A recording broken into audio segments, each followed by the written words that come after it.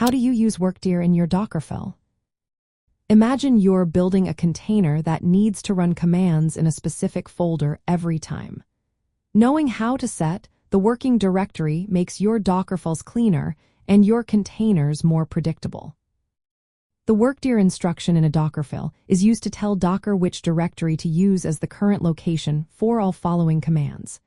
Think of it like setting your default folder so you don't have to specify the path every time. When you add a line like WORKDIR app, Docker will automatically switch to that folder for commands like run, copy, or cmd. If the folder doesn't exist, Docker will create it for you.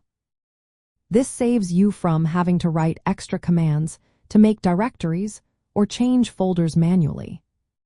You can use absolute paths like WORKDIR app or relative paths such as WORKDIR subfolder, which will be relative to the previous WORKDIR.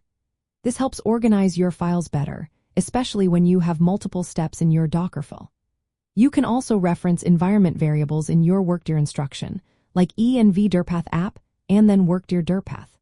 This makes your Dockerfile flexible, allowing you to change directories easily based on environment settings.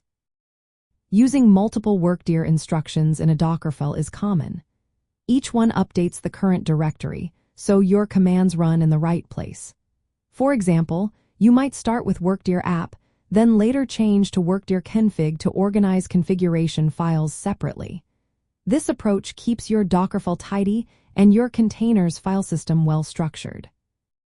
From a cloud infrastructure point of view, setting the WORKDIR properly helps keep your containers consistent across different environments like Amazon Web Services, Microsoft Azure, or Google Cloud.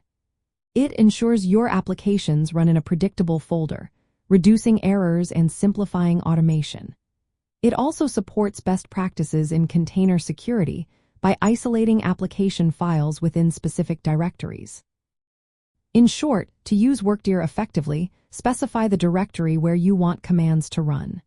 Use absolute or relative paths, combine with environment variables for flexibility, and add multiple instructions if needed. Relying on WORKDIR automatically creates directories if they don't exist, making your Dockerfiles easier to manage. This small instruction plays a big role in keeping your containerized applications organized, predictable, and ready for deployment in any cloud environment.